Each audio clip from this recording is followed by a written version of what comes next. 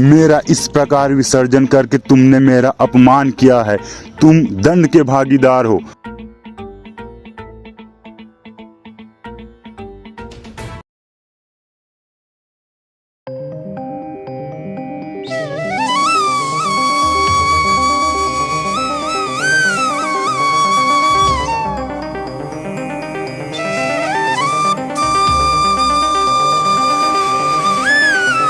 गांव में एक बहुत बड़ी नदी थी।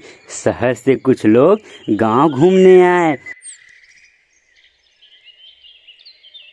उन्होंने सोचा, वाह, कितना सुंदर नदी है। इसमें सफर करने में तो बड़ा मजा आएगा। उन्होंने एक नाविक को देखा और उससे पूछा, भैया क्या आप हमें इस नदी की सैर कराएंगे? नाविक ने कहा, जी हाँ, क्यों नहीं, चलिए मेरी नाव पे बैठिए। सारे व्यक्ति उसके नाव में जाके बैठ गए। फिर वे सब नदी की सफर में निकल पड़े। सारे खुशी से झूमते झूमते नदी और इस प्रकृति के नज़ारे का आनंद ले रहे थे। तभी अचानक हवाओं का रुख बदलने लगा। बारिश तेजी से होने लगा। नदिया का पानी अपने आप बढ़ने लगा। सारे लोग घबरा गए। नाविक के हाथ से उसका पतवार छूट गया। नाव हिलने लगी। सारे व्यक्ति डर गए और उन्होंने नाविक से पूछा, ये क्या हो रहा है? आप नाव को किनारे लेके जाइए ना। नाविक ने कहा, मैं कैसे लेके जाऊं? मेरी हाथ में तो पतवार ही नहीं है। अब हमारा कुछ नहीं हो सकता। सारे लोग जोर जोर से चिल्लाने लगे, बचाओ बचाओ बचाओ। नाविक ने कहा, अब तो कुछ नहीं हो सकता, सब भगवान को याद कर लो। सारे एक एक करके अपने भगवान को याद करने लगे। हे शिव जी मुझे बचा लीजिए, हे विष्णु जी मुझे बचा लीजिए, हे माँ दुर्गा मेरी रक्षा करो, हे प्रभु श्री राम मुझे बचा लो, हे महालक्ष्मी मुझे बचा लो। लेकिन किसी की मनोकामना पूरी नहीं हुई और वे उनके सम्मुख प्रकट नहीं हुए। तब एक व्यक्ति ने कहा, गणेश जी विघ्नहर्ता है, वो अवश्य ही हमें इस समस्या से बाहर निकालेंगे। मैं उनकी प्रार्थना करूंगा। उसकी पुकार सुनकर गणेश जी सामने नदी के किनारे प्रकट हो गए। गणेश जी को देखकर सारे व्यक्ति खुश हो गए। अब हम बच जाएंगे, अब हम बच जाएंगे। उनको देखकर गणेश जी नाचने लगे।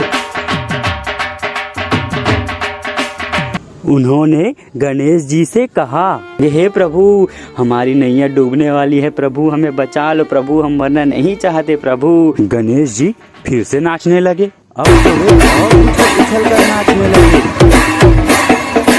सारे व्यक्ति देखकर आश्चर्यचकित हो गए। सब रोते हुए कहने लगे, हे प्रभु हम डूब रहे हैं प्रभु और आप नाच रहे हैं प्रभु। हमारी मृत्यु पर आपको हंसी आ रही है क्या प्रभु?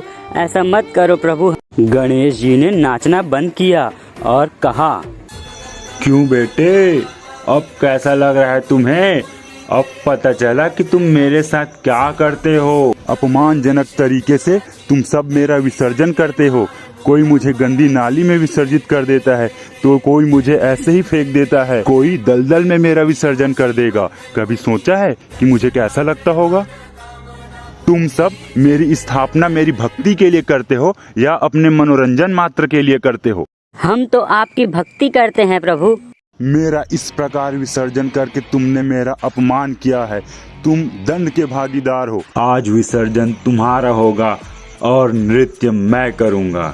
हमें क्षमा कर दो प्रभु, आज के बाद हम ऐसा कभी नहीं करेंगे प्रभु, हमें क्षमा कर दो। नाविक तुम अपनी जान बचाओ और तैर के चले जाओ। नाविक ने नौके से छलांग मारी और तैरते हुए जाकर अपनी जान बचा ली। बाढ़ के पानी से नाव डूबने लगा। धीरे धीरे करके नाव में बैठे सारे व्यक्ति बाढ़ के पानी में डूब गए और नदी में विसर्जित हो गए। इस कहानी से सीख, जिस श्रद्धा और भक्ति के साथ तुम मेरी स्थापना करते हो, उसी श्रद्धा और भक्ति के साथ तुम मेरा विसर्जन क्यों नहीं करते? इस प्रकार से मेरा विसर्जन करना मेरा अपमान है। मैं 11 दिन तक तुम्हारे पास आता हूँ, तुम्हें खुशियाँ देता हूँ, लेकिन तुम 12वें दिन मेरा अपमान करते हो। ऐसा करना बंद कर दो, नहीं तो इसका बहुत ही गलत परिणाम तुम सबको भोगना होगा। मैं किसी मनोरंजन मात्र का साधन नहीं हूँ। अगर तुम मेरी स्थापना मनोरंजन के लिए करते हो तो अभी ही मेरी स्थापना करना बंद कर दो,